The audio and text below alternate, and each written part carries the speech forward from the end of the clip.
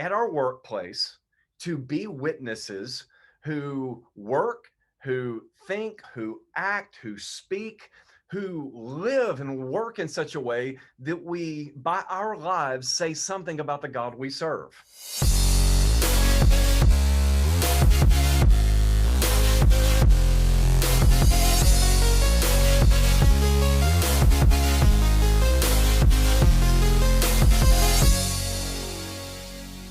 My name is Rachel Picaric, and here at Soul CEO, we are passionate about helping entrepreneurs build a profitable business without losing their soul. Guys, I'm really fired up about this podcast because I'm bringing somebody, it's kind of like a blast from the past, Pastor Scott Adams. And I was kind of thinking back, like, how long have we known each other? And then I was like, 17 years. And I was like, oh my gosh, like it just kind of caught me off guard there, like going on like 2 decades. Yes. And so when I actually moved to Arizona many moons ago, 17 years ago, Pastor Scott, you were a pastor or leading on staff at a church. I met your beautiful wife, Kelly. And this was actually, you guys, I think were newly married at the time. You weren't even pregnant with Carsten. I think it was Carsten. Was the first one. And actually it was your wife that kind of led me into discipleship into that church. And so you guys have since moved from Arizona now into Louisiana. And I'm just so freaking fired up. It's 17 years. Can you believe it? That's crazy. It makes me feel really old when I do that. Yeah. I'm not comfortable with it at all. Guys, I'm really excited because this topic today, we're going to be talking about God and business, God and work, God and your career. And Pastor Scott or Dr. Scott Adams, you guys got to know this gentleman. And if you guys think I get fired up training, you need to listen to some of his sermons. He has a definitely anointing of energy for sure. But give you a little bit of background on bio. Dr. Scott Adams is the lead pastor at the Midtown location of Our Savior's Church. It's in Lafayette, Louisiana. He's married to his best friend and bride, Kelly. They have 4 children, Aniston, Preslie, Hudson, and Carsten, and a cute dog too, I think. I've seen him or her in the little photos. Pastor Scott received his bachelor's in religious studies from Regent University. He has a master's of religion and a master's of divinity from Liberty Theological Seminary and a doctor of ministry in applied theology from the Southern Baptist Theological Seminary and a Ph.D. in New Testament from Radboud University in the Netherlands. And some of these are cum laude and summa cum laude, which I had to Google how to say because it sounded very smart and very Latin. Needless to say, in summarization, this guy knows what he's talking about when it comes to the word. And his passion, guys, is equipping and teaching leadership. He served as the dean for several Bible institutes. He's lectured at university campuses in the US and in Europe, and also has a passion for not just behind the pulpit, but also exercising, hunting, traveling, dadding, fathering, I'm sure, and has a very spirit-empowered pastoral ministry. So Pastor Scott, thank you so much for jumping on the podcast. It's so good to be here, Rachel. Thank you for the invite. Oh, it's going to be crazy. And so this is what's so great. I always say that I don't have a fancy degree or an education. And so there's a balance here now. So we got like, I would say brains and then beauty, but it's like brains and giraffeness, but we're going to have a lot of fun together. So what spawned this whole conversation was actually a post. And it was a post that I made maybe a month or 2 ago. And I've been posting a lot, obviously, with this community. We have hundreds of thousands of followers. This podcast is now trending globally. Last time I checked, trending in Singapore and Hong Kong. So, hey, Asia, what's up? And we have a growing amount of believers that are in the marketplace that are wanting to serve God and be faithful, but also know, like, where does this intersect? And Pastor Scott, I always say very clearly, I am a Christian who happens to be in business. Right. And I think that it's for many people the other way around. Like there's so many believers that are walking around like their faith is an afterthought or a footnote. And I found I was trying to break it down, like in my heart, what is it that keeps people so maybe divided, or there's like this duality of their lives? And I figure I'm like, there's a few things. I think number one, they're either ignorant of God's call to their life. and that can come from biblical illiteracy. They're apathetic to God's call in their life, which really concerns me, or they're fearful of God's calling for them to be in or have a marketplace ministry. So I made a post talking about God at work or God in your life. And you said, I just made a sermon on this. So you sent it over and it was the bomb. Guys, I'm actually going to include that sermon MP3 in the show notes. If you guys want to check out Pastor Scott kind of talking a little bit more about that or go deeper in the subject, please check that out. But share a little bit. Let's just kind of dive into what even spawned that sermon. I mean, you mentioned the fact that there's something that we do, it's like 80,000 hours in our life. We probably should consider it. But what inspired you to say, you know what, this Sunday, we need to get down to business on this? Yeah, great question. So I've been preaching through the book of Acts. So Matthew, Mark, Luke, John, Acts. I've been preaching through that book now for over a year. As a matter of fact, I think that was sermon, I'm guessing here, I think it was sermon number 29, maybe 30. I'm now north of 30. But anyway, I've been preaching through the book of Acts for some time.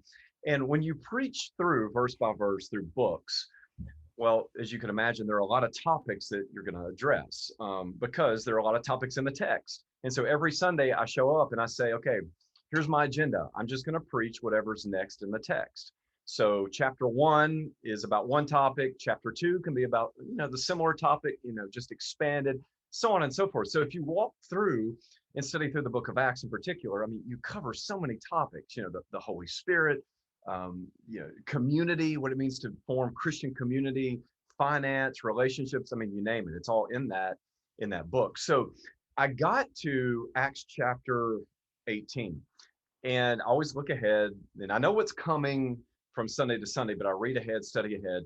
And so there was this topic ahead that it pertained to work, and it involved Paul being a tent maker by trade. And so I actually, that sermon, I did not go through verse by verse in that chapter. It was just the topic came up, and it was really more of a topical message that I kind of betrayed my own, convictions in this sermon series. I didn't go verse by verse. I just took the theme out of it. This little like squirrel moment from expository teaching. You're like, hey, we need to address this. He's a tent maker. Let's talk about this former lawyer that's now making tents.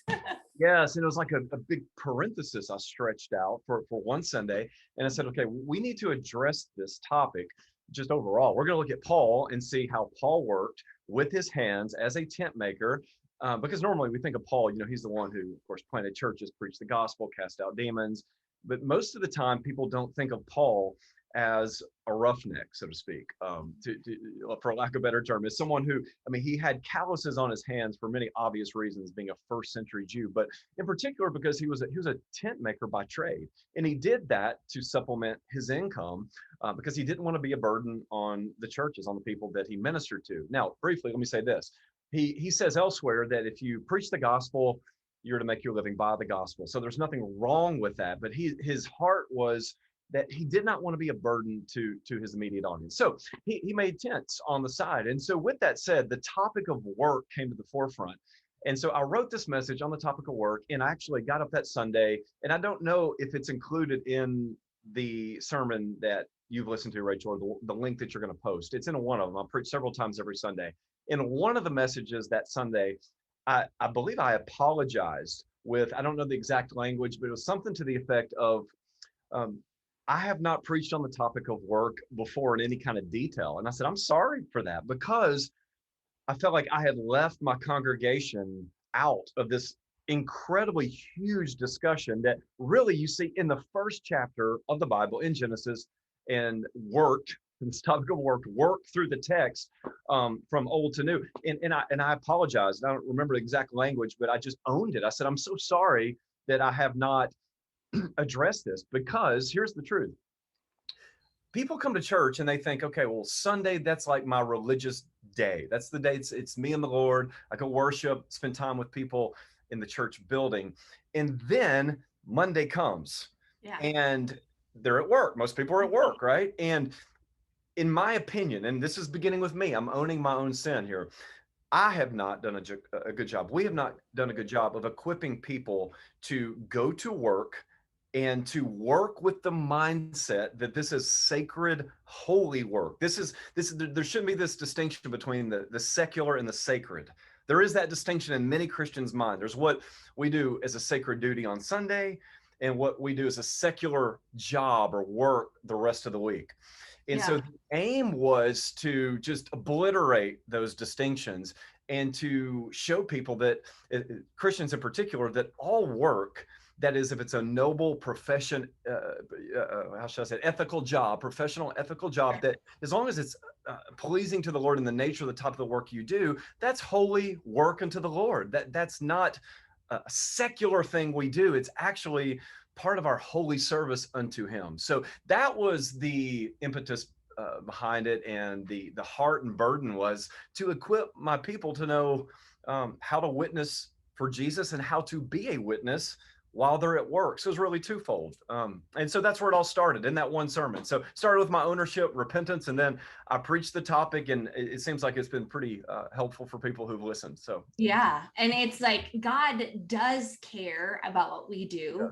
yes, God does have a plan, and he can even give us a calling or gifting or talents that moves us into a specific profession. And often, even if we don't like our circumstances, like our bosses, like our environment, God has you there for a reason. And I think in Psalm 90:17, it says, may the favor of the Lord rest on us and establish the work of our hands. And it goes on to say, yes, establish the work of our hands. And there's constant, scriptural references about how he's called us to work. And yet somehow you're right. It's disciple hat on Sunday. And then it's whatever hat, nurse hat, right, business owner hat, attorney hat, lawn mowing hat, whatever it is, that kind of work we do Monday through Friday or Monday through Saturday. And somehow there's a duality. So why do you think that there is, beyond just, and I'll tell you, I've been going to church pretty regularly since I was 17. And I don't think I've heard sermons on it. Now, I think I might have heard like a call to action on a certain Sunday of a pastor saying, invite your coworkers to this special thing we're going to do, or this special service, or we're given little tickets for like an Easter, like, hey, go to your workplace and spread these out. But I'm not really sat there. I've actually only heard it in business seminars, where like Christian business seminars, where they're actually but why do you feel that there's a disconnect between the faith walk on Sunday? I love what you said in your sermon, and we're going to take some of those little pop notes. You said you didn't like the term full-time ministry. Right. And I agree, because I think that there's Christians who's a lawyer, a tent maker, a lawnmower, a fast food owner, or a fast food burger flipper. They don't realize you're in full-time ministry. That's welcome. Right. You're here. Right. Why is there a disconnect? That's right. Well, I think people just don't know. They haven't been taught. In most cases, I think that's the reason. As mentioned, I have not done a good job teaching on this topic over the years. And so I think it is there's a theological biblical deficit in people's understanding, and that's on leaders, because we haven't taught as we should, but it's also on the individual Christian. I mean, you and I both, we have our own individual responsibilities before God to know his word. And so there's some shared blame there. But fundamentally, I think once we move past the fact that we don't hear about it taught often, and we haven't taken that personal responsibility to find out what the Bible says about it, once we move past that, is you look in the biblical text, beginning in Genesis 1, I asked this question, I don't know, 4 or 5 weeks ago to a pretty big audience. And I asked, who is the first worker in the Bible? And every time I ask the question, someone blurts out Adam, or, some biblical character. And I know why they're thinking that way. I said, let me make this more specific. Okay. Before Adam, who's the first worker? And they're like, well, there was no one before Adam. And I'm like, actually, there was. God always has been. God always will be. God, he is eternal in nature. But Genesis 1 presents this eternal God as a worker. As a matter of fact, Genesis 1 is about the work days of creation. Of course, he rested on the seventh. So on day 1, he did this. On day 2, he did something. So we have this presentation, probably written by Moses in Genesis, of this work week. And so God's the first worker. And so as we go from God working and creating all things, then we're told that he created humankind in his own image. Mm-hmm. Now, today, when we think of this term image, I believe it was Andre Agassi who, I think he coined the phrase image is everything. I think that's right. Somebody can fact check me on that. But years ago, if you remember, image is everything. And when we hear the word image, we think, of course, physical appearance, persona. Yeah. We think I'm looking at this guy, this gal, these people, and based on what I see, here's what stereotypically, maybe wrongly, I believe, but here's what I'm gathering from the physical image. But the idea of being made in the image of God, it's not really so much about that. I'm not saying that the physical parts of who we are not involved at all. They are, but to be made in the image of God simply means that we were created in such a way to reflect God's attributes, albeit not all of his attributes. We're not sovereign, he's sovereign. Okay. Yeah. But God is, of course, a moral God. He's a relational God, volitional. He makes choices and decisions. And so when we were made in God's image, humankind was made in that image. That does not mean that we were created as physical representations of what God looks like. Rather, it means that we were created as his physical representatives. Okay. Now we have, have a nose, ears, we have physical features, and those are just bodily, bodily parts that say something about God that God sees. God sees in a way that is much bigger and greater than we see, but we see because he sees, albeit he sees in a completely different way. We know because God knows. God is omniscient. He knows everything. We don't know everything, but the point is we were created as intelligent beings. We're created like God as relational beings. And let me drive this home to the point in front of us. We were created to work. Okay. If I ask an audience, and I've done this just for fun, I've asked the question, where does work come from? Okay. Inevitably, there's somebody in the audience, they hate their job, and that person will say the devil. I know. Satan. Work comes from the pit of hell. That's what some think because they hate their job. But if you back it up and look at it biblically, and you see that God's the first worker, we're made in his image, we work because we're made in that image to work, then you begin to see, well, work is actually, initially, it was created, it's an overflow of God's character in our lives. It's a part of what it means to represent him. It's from God, not from the devil. Now, earlier I mentioned professions that are, they're more, let me say it this way. There are some professions that are perversions. Sure. And you can fill in the blank immorally what those would be. But insofar as our work is ethical and moral in nature, we can say that our work is, well, it should be one way, not the only, but one way that we represent God in the world. Mm-hmm. So Adam and Eve were his physical representatives who would represent him in the world. Now, the rest of the story, I mean, you get from Genesis 2 to then Genesis 3, sin came into the world.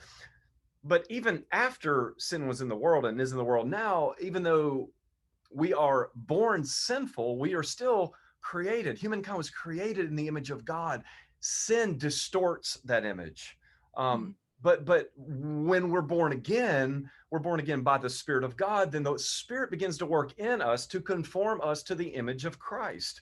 And we'll never be perfect, but we can be like him. So with that said, I think it's all embedded in theology. It's embedded in the scriptures, this idea of work. And I don't think a lot of people have taken the time to connect the dots. Yeah. And so that's where I think we need to begin with people. And it's really an issue of education. Really, that's where we begin with it.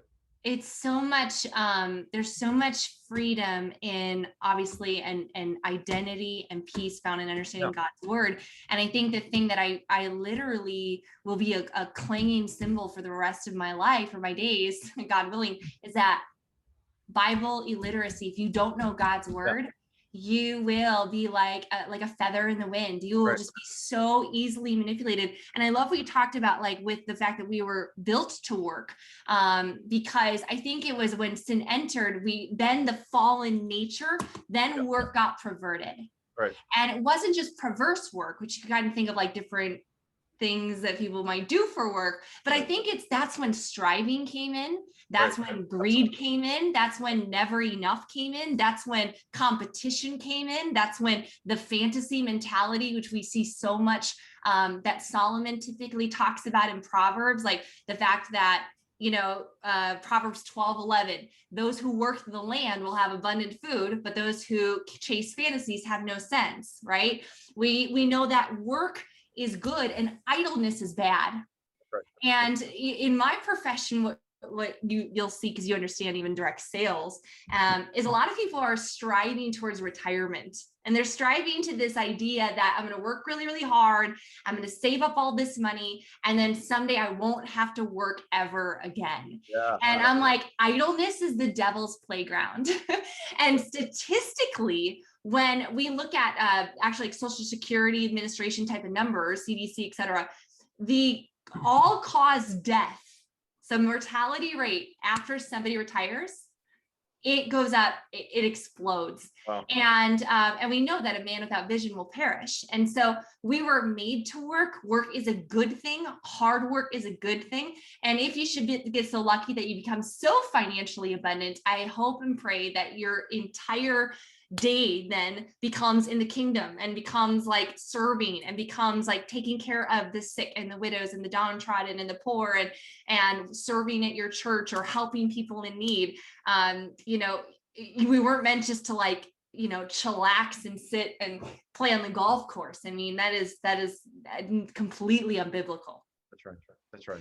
So talking a little bit about the Christian call. Mm-hmm. Because I think that people do, because of lack of understanding, we think, well, I'm just a teacher. Yeah. I'm not I'm not Scott.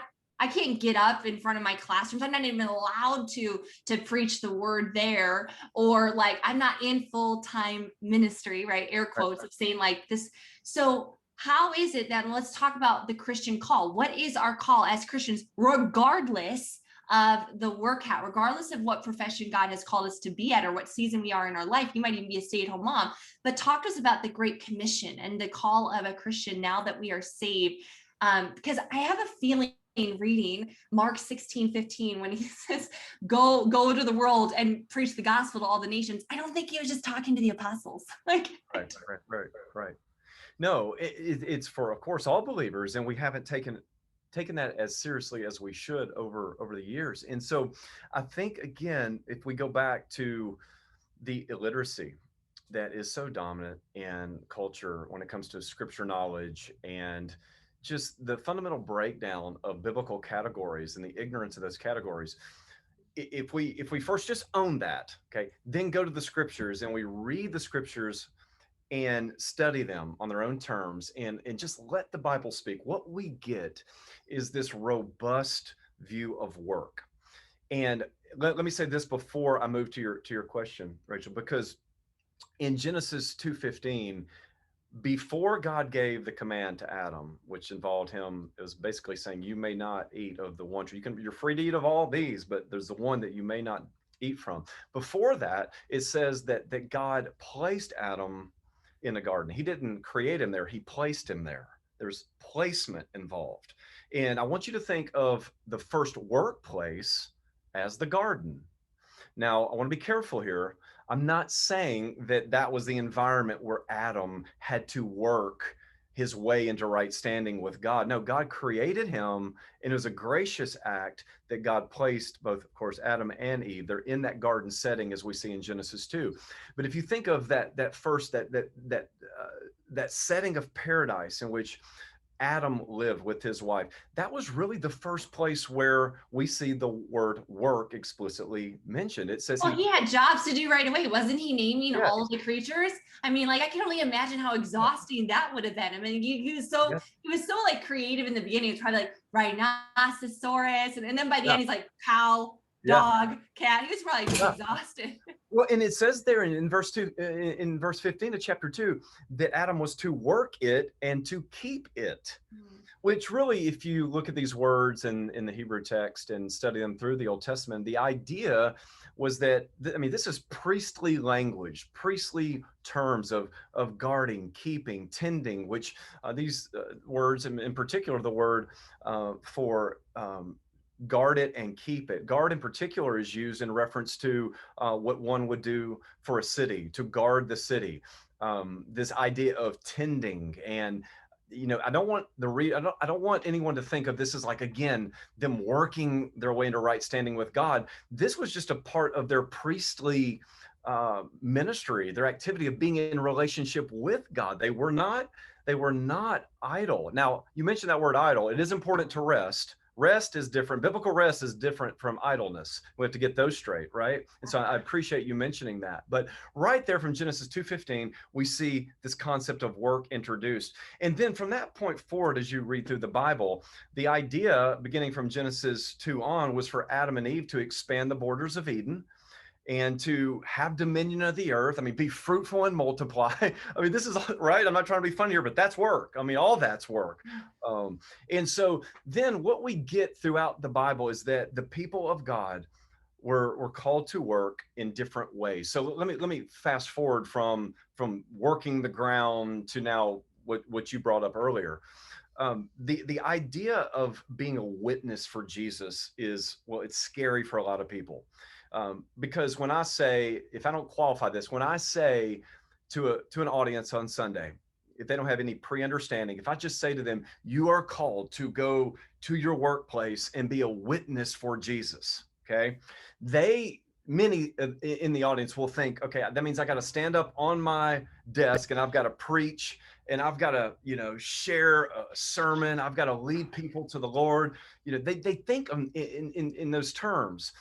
But witnessing, yes, it's something that you do in that regard, but a witness is really, it's who you are. We are called as believers at our workplace to be witnesses who work, who think, who act, who speak, who live and work in such a way that we, by our lives, say something about the God we serve. Mm-hmm. In a positive way. We're all saying something about the God we profess to serve. The question is it good? Is it right? Is it helpful?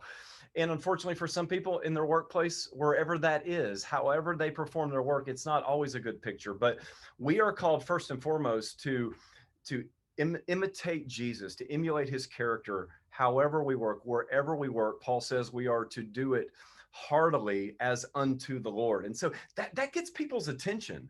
This practice of working, I mean, with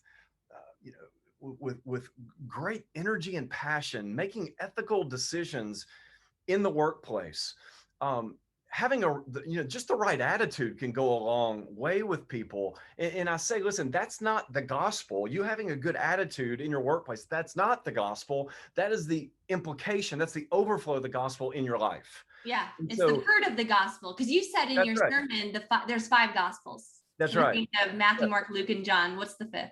Yeah, so I don't know who said it first, but there are 5 gospels: Matthew, Mark, Luke, John, and you. And most people read you before they ever read the Bible.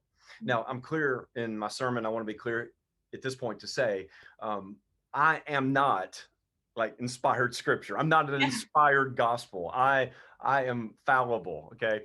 But when we say this, we use this language of being the 5th gospel. What we're saying is that we are hopefully by our lives, with our lips, with what we do and say and how we work, that we're bringing good news to people. We're bringing good news to people. And so my changed life, my work ethic in itself, that doesn't change anyone. That doesn't save their soul, but it does get people's attention. It will get my coworkers' attention. And the aim is for them to see me and not make much of me, but to ask, okay, so you were once blind, you say. I knew you before, you were this way, but I see now that you're this way. Or someone could say, I just see your character. I see your changed life. Can you tell me more about like what's behind that? Like, I know you're a Christian. Like, what does that mean? The aim is to work in such a way that people ask that question. And when they ask the question, if they don't know already, what God do you serve? What religion are you a part of? Then you're able to go in and say, I'm glad you asked. Let me tell you about this great God I serve. Let me tell you about his son, Jesus, who came to this earth. So then you get to present the actual message of the gospel with that person that, if believed, will change not just their life, but give them eternal life. So that's how I see, kind of going from Old Testament to New, the connection of bearing witness, being God's representative in the world. Yeah. And when we talk about being a Christian or Christ-like or little Christ-like in the marketplace, there's a Yeah. very famous Gandhi quote that he never said, they cannot attribute to him, Yeah. but it's like, you Christians look nothing like your Christ. Right. And so I did some research. This actually came from, they believe, an Indian philosopher named Bharadada. And he said, Jesus is ideal and wonderful, but you Christians, you are not like him. Yeah. And there's another famous question that says, if you were accused, like an accusation, a judgment, a trial of being a Christian, would there be enough evidence to convict you? And as you said, you know, 1 Corinthians, Paul said, be imitators of me as I am of Christ. But what does that look like? Colossians 1:10. That you walk in a manner worthy of the Lord, to please him in all respects, bearing fruit in every good work and increasing in the knowledge of God. Ephesians 4:2, that you're completely humble, gentle, patient, bearing one another in love. So if you're a Christian in business, we should look at Galatians 5. We're looking at the fruit of the Spirit. We look at the flesh evidences, right? Sexual morality, impurity, sensuality. I mean, sensuality, guys, let's talk about modesty. Women, how you dress at work matters. Right. Inside and outside of work, right? That should be indicative. Like your way you dress, the way you act. Do you flirt at work? I mean, these things are not indicative of Christ. I obviously, idolatry, sorcery, enmity, strife. Are you involved in conflicts? Are you, jealousy, fits of angers? Are you flying off the handle to your employees or your employer? Rivalries? Is there dissensions, divisions? Obviously, envious, drunkenness, hopefully no orgies at work or in your business. But then we think about being an imitator of Christ or being filled with the Spirit and being in communion with the Spirit. What is it? Love, joy, peace, patience, kindness, goodness, faithfulness, gentleness, and self-control.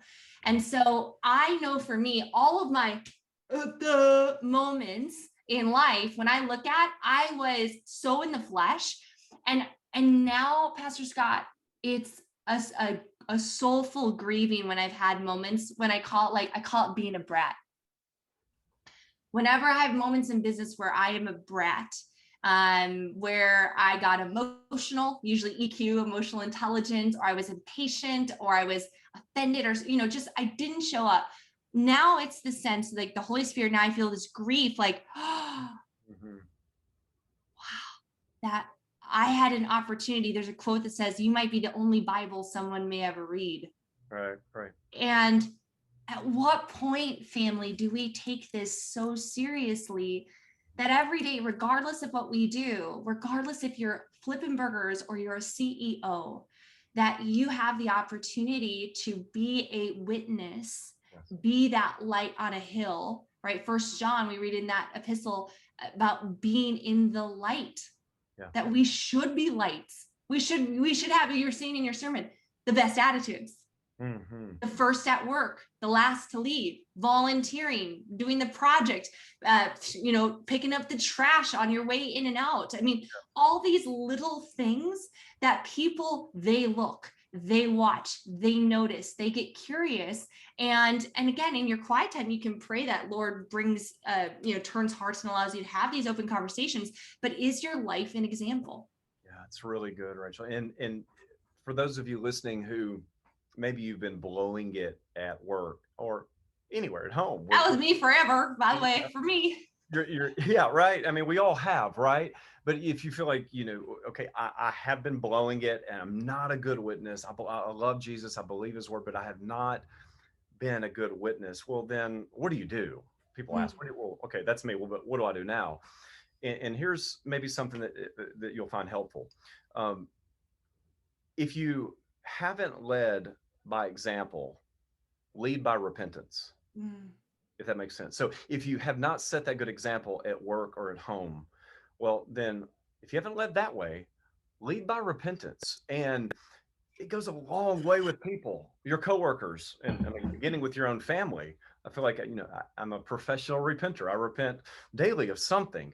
Of course, not egregious sins, but we all have these besetting sins. We have these, we call them flesh patterns, things that they kind of, they're always on the radar to some extent, impatience and things that kind of come and go for a lot of people, but nonetheless need to be repented of regularly. And so I think there's a lot of power in just going to those people and saying, listen, I am a Christian.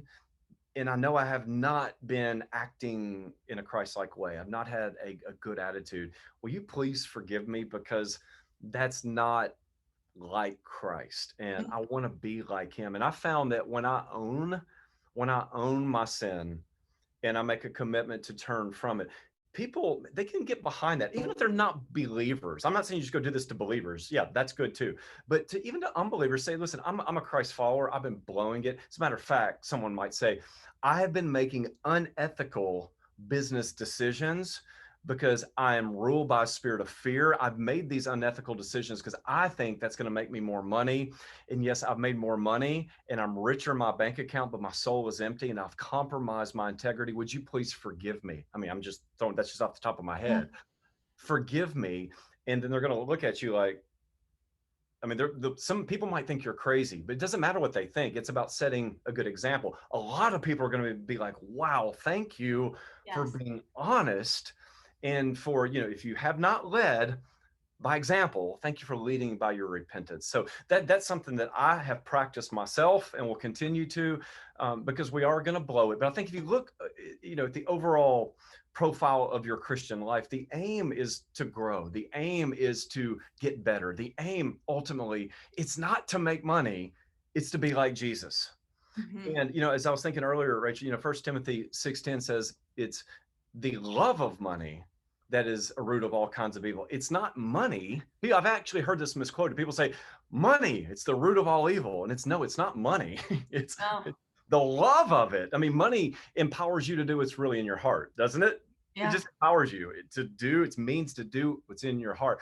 And so it's not money itself, it's the love of it. So don't love money, love God. And when you love him, then when he's the controlling factor in your life, then everything changes in every area of your life. It's just the way it works. I want to dive into money, success, monetary gain, and achievement here in a second, but I really want to, hey, guys, if you guys are taking notes, I hope you are. There's just a lot of wisdom in there, is that we are in a sanctification process. We will still fail. Our job is to continue to let the Holy Spirit work in our life. We are a new creation. And you're going to have moments, hopefully it's not egregious, right? I mean, but I'll say even recently, Scott, I had a moment where I was on a pretty high level Zoom. And when I mean high level, is like CEOs and some colleagues, like this is like the very important peers. And there was an announcement made. And I remember I was on the Zoom and it was kind of one of those 911 emergency Zooms that we had to jump on really quick and we had to hear some news. And I was in the zone in like one of the biggest launches in my business. Like I was like, rawr, like just kind of in this energy of like momentum. And to me, I'm also pretty glass half full, sunny side up. Well, that's the bad news. What are we going to do about it? Like, let's move forward. I'm not a kumbaya person. Like, we don't just sit around and like talk about it. Like, hey, great, 5 minutes. Can we just solve the problem? And so they opened it up on this Zoom with this kind of bad news. And they're like, do you guys have anything to say? I'm like, well, I'll go first. And I'm like, and I shared that, I was excited about, hey, this is the news. We're moving forward, onward and upward. I'm pumped. And it was in my brain, I got off the Zoom thinking I was super positive. Well, a few days later, I get a call from a CEO basically saying some people were kind of offended because you almost seemed joyful about the bad news. And to my brain, I was like, what? I'm like, I was just being positive, right? What do you mean? And my initial flesh, I remember I was on the treadmill when he called me at the gym, and I walked out of the gym and I was crying and I was mad. And then sadness turned to anger over the next like 30 minutes because I was like, oh, I was just being like a good leader and looking at and then of course I call my husband, and my husband says is the most EQ guy I've ever met. And he's basically giving me his perspective. He goes, you know what you might do? He's real tender. You might want to call everyone on that Zoom and just apologize. Because I didn't know who was offended. I had no idea. There might have been 12 people on that Zoom.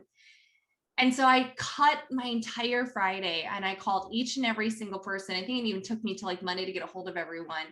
And I said, hey, I want to talk to you about Tuesday. Hey, I know I said some things. I want you to know that I am sorry.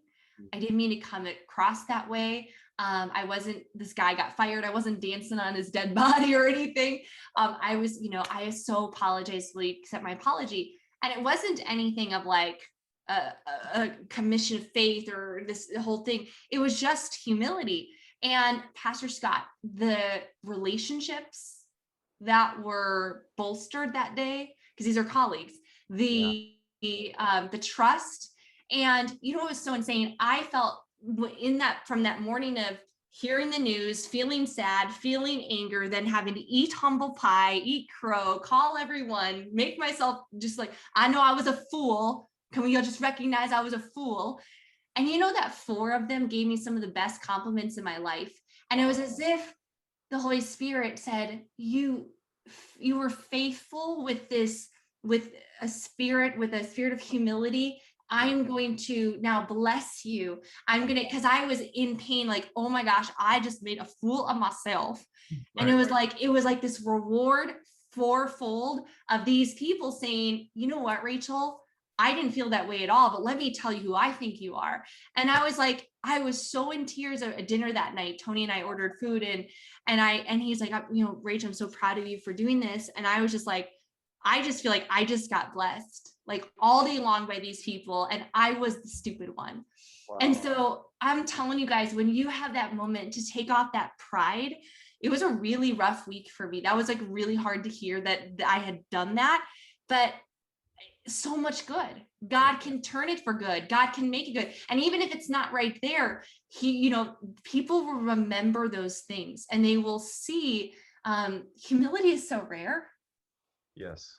Asking for forgiveness in today's day and age, it is such a rare quality that if you exemplify it, the humanness of you, they're like, oh man, you'll be blown away by the love. So sorry, little no, it's great. Side note conversation. Humility is the superpower of the day. I mean, really, that's true in all times, but especially because it's so rare. It is your superpower.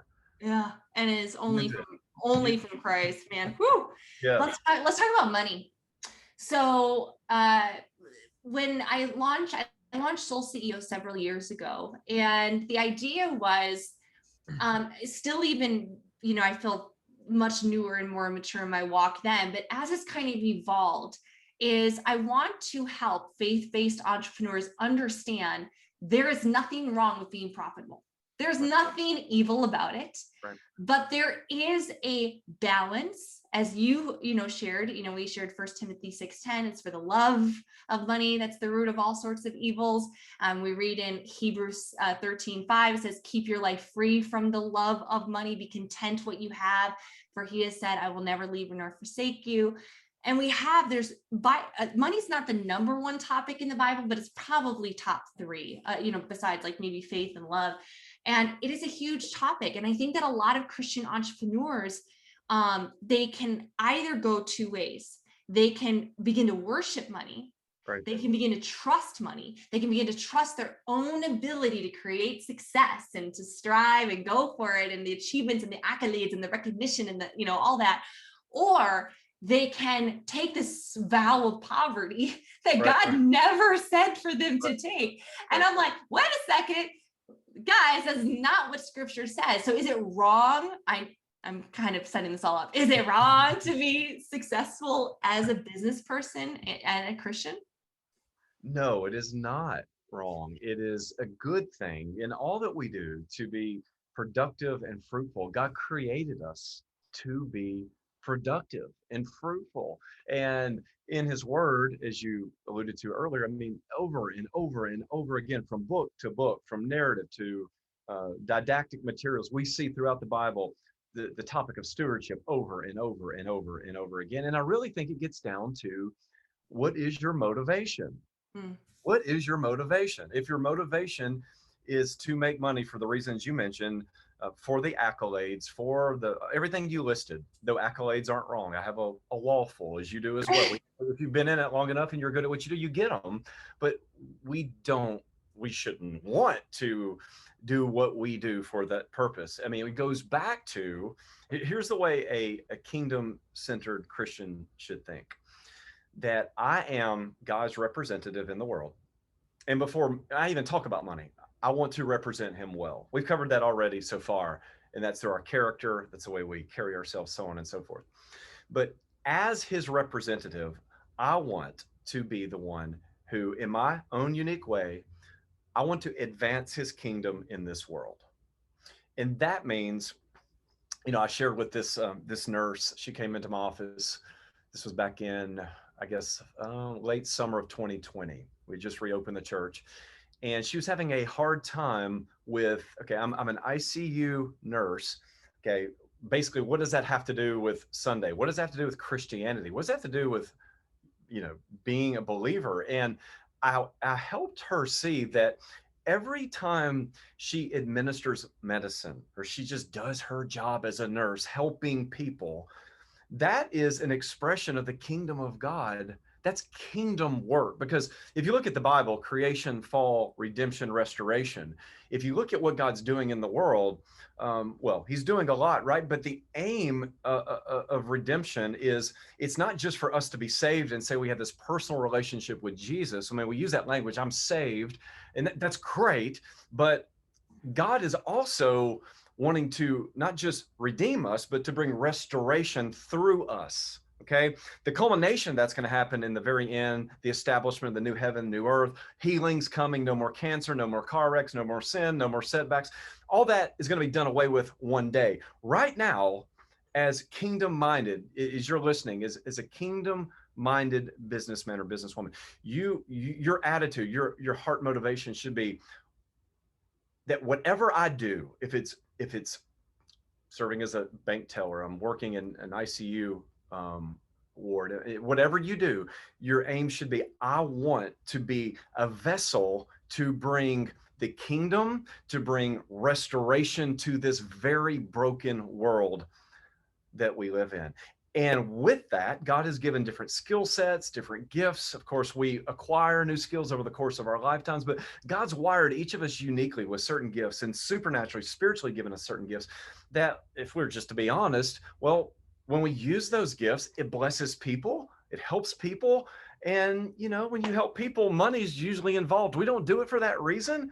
But if you can find a way to serve as many people as possible, to bring wholeness and healing and restoration to people, God has this way of bringing compensation to you for that. And I mean, think about the people who've gotten very wealthy over the course of their life. They didn't set out to become wealthy. They set out to be agents of the kingdom who sought to bring restoration and change to the world. And it just so happened that as they did that, they became very wealthy. And I'm not saying that if you serve people, you're going to get rich. I'm not saying that because you're Christ-like, that your account's going to be overflowing all the time. I'm not saying that. I'm just saying that when it gets down to our purpose, it is to glorify God by bringing restoration into the world through our different vocations. And so as we do that, money will come if we do it well. We should not shun that or be ashamed of that. We should be thankful for the compensation. Yep. And the Lord adds blessing to our lives and adds no trouble to it when it's from him. And so I think when you get this idea of kingdom and you get it and you conceptualize it and you begin to think of yourself as God's man, God's woman in your marketplace, in your community, to bring change, to serve, to bring restoration. Well, I mean, the rest is just, Lord, I mean, I'm trusting you for the compensation, whatever comes, but that's not why I want to do this. It's for you and it's for the advancement of your kingdom. Now, if you're advancing your own kingdom, which a lot of people do, right? That's what sin does. That's what in Genesis 3, sin entered the world and distorts everything. And it takes what should be for God and it turns to self. Yeah. And that's a very empty life. Your bank account can be overflowing with money, but meanwhile, your soul can be empty, because if you're just doing it for the money, then you will be spiritually and morally bankrupt. Yeah, it's so important to my little soul CEOs out there. There is nothing immoral about making money in business. Right. The way you make your money, That's right. how you view your money, how you spend your money, that can be immoral. That can be good or bad, but money is amoral. Right. It doesn't make you a good guy if you're poor, and it doesn't make you a bad guy if you're rich. And in fact, the Bible, we see so much abundance in some of the greats. Look at Abraham, look at Job, look at Solomon. Look at Lydia. Look at the Proverbs 31 woman. I mean, she was industrious. You look at Boaz. He brought his faith into his agricultural business. It was a total extension of his faith. You can read in the book of Ruth. And this is the thing that I share, Scott, because I just see so many of my fellow business people. They get caught in the flesh kingdom, in the self kingdom, in the self proposition. You know, they're always trying to boost. And mind you, I teach branding. So I need to balance this constant thing about like, how do you self-brand without being like the self-boaster, right? But I think about, it's important to know God is the God of promotion. In Psalm 75, it says, but it is God who executes judgment, putting down one and lifting up another. In the NLT, it says he decides who will rise and who will fall. And so he's a God of promotion. How about this? 1 Chronicles 29:12. Both riches and honor come from you, and you rule over them all. In your hand are power and might, and in your hands they make great strength to all. So the riches, honor, it comes from him. My famous quote that I teach in my leadership mastermind every week is I say, do your best, let God do the rest. So if every day you come to the marketplace with excellence and diligence, which is pretty much all Proverbs kind of talks about. Right. If we come with a spirit of excellence and diligence to everything that we do, God will do the rest. It's up to him to promote you. It's up to his decision if he's going to make you wealthy. This is not, and there's so many Christians that, or Christians, air quotes, that come to the faith, that come to Jesus under this guise of health and wellness, is the health and prosperity gospel.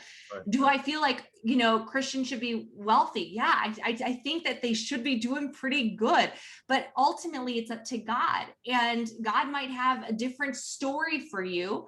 And as long as you think, I think of how much we go back to our commission, even scripture like the parable of the talents, which I'm forgetting where in Matthew that was. But in the parable of the talents, people always think about that as an investment parable. He's also talking about eternal reward. He's talking about eternal lives. He's talking about souls being one. In Colossians 3:2, think of things of heaven, not on this earth. There's this constant focus of you're not working for here on this earth. You are working for eternity. You're working for eternity. There's a really good one, Colossians 3:23, whatever you do, work heartily for the Lord, not for men, knowing that the Lord, you'll receive your inheritance as a reward. You are serving the Lord Christ. Yeah. And so I just think about all this sort of stuff of like, no, money's not bad. Be smart with it, do well with it, increasing your skill, bring value to the marketplace. But I think where it comes down to is, what is your view on money? What's your heart of money? And if it's consuming your heart, consuming your mind, if it's something, whether you have too little or too much, it's just everything that you're thinking about. Do you boast about your money? Well, like you need to get that right. You start giving some of it away, start getting into the word, because you cannot serve God and money. Very well said, Regent. Oh, so any last thoughts when it comes to maybe beginning to open up your faith in the marketplace, or a lot of, and just for those of you guys who are listening on, many of you who are following like Telegram or Instagram, we're really excited. We're going to be Soul CEOs launching our Instagram Academy very shortly. So in that, guys, if you guys go to soulceo.com under courses, you guys can check out the waiting list. By the time you hear this podcast, it might be live. You guys can join if enrollment is open. And so I want to teach you, obviously, how to be in business, but also not lose your soul. And so a lot of my soul CEOs, they're starting to build their brand, they're building their exposure, they're having their influence, they have their customers. What are your last, advice points of beginning to be bold for Christ, or share your convictions at work, or, kind of being a representative of Christ beyond just the humility and the patience and being a great example? Relationship is everything. And, before we preach to people or share with people, not to say that we can't preach to strangers, we can share with strangers, but I think it works best when it's done in the context of relationship. And today we live in a very, suspicious culture. There have been so many scandals, and there are so many unbelievable things people are seeing in the church, and they're always course, has been. Today we have technology, things, scandals, they get out faster. Word travels faster because of social media. There's always been sin in the world, sin in the church, sin in Christians, but there's a lot of suspicion in culture today when the culture looks at Christians and looks at the church. Um, there's a lot there, and that's unfortunate. And so I believe the best case scenario is, I think it works best in relationships when we get to know people and they get to know us, when we invite people, believers in this context, unbelievers even, into our home. And the idea is not to show off, it's not to boast in who we are, but there is something to say about people seeing authenticity in us, seeing the real us. And as mentioned earlier, sometimes that's going to involve us, blowing it and repenting. But I think if we're talking about in the context of the workplace, this is beyond the home. I think you have to use, number one, think about building a relationship with those coworkers, but think about also, timing is very important.